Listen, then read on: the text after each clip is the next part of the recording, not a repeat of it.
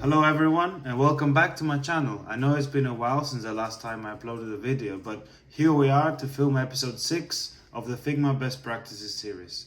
Here we go.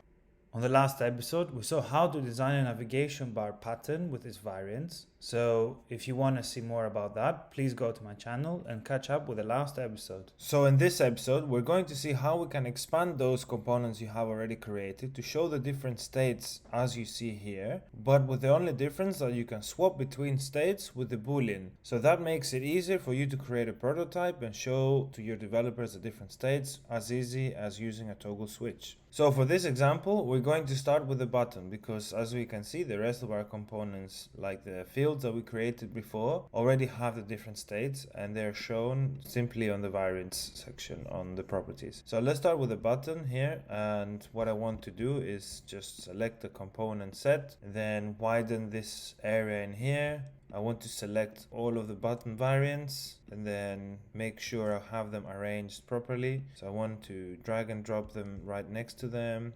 I have the box quite closed. So what I want to do is add each variant right next to the one that is appropriate. What I want to do again is create the hover states of all the buttons. So let's just drag them like this. There we go. So you can see the same buttons are in the same areas, and we want to select them and make sure they are named the right property. They have the right property name. So we have secondary, then we have black, and last we have text. So there we go.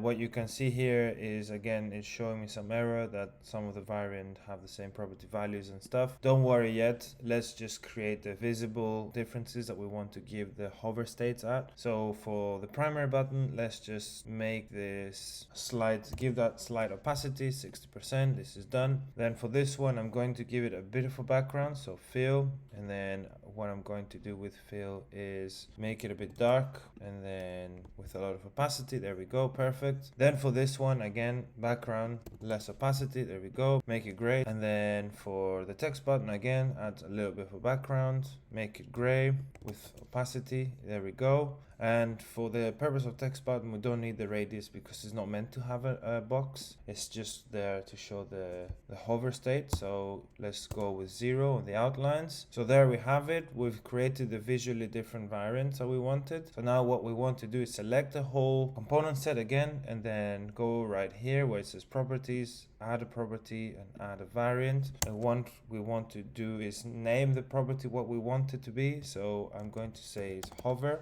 and what I'm going to say here for the property value is false, and you're going to see exactly what I'm going to say, false. There we go. So then I'm going to select all the hover states, and where it says hover and false, I'm going to say true. There we go. And this should be it, really. This is exactly what we wanted to do. So if I go back on my low fidelity and go here, you will be able to see that we have it right here, hover, if you can see.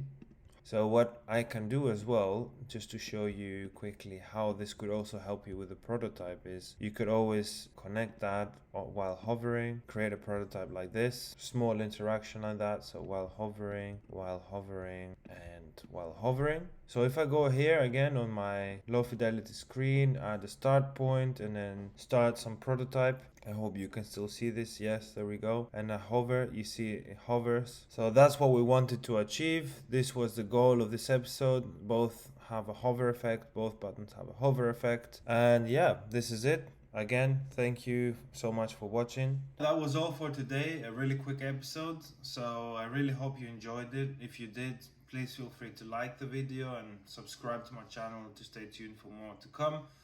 And yeah, if you really found it useful, feel free to share around with your team so they really know what Figma Best Practice is all about, and spread the love. Thanks a lot. Bye.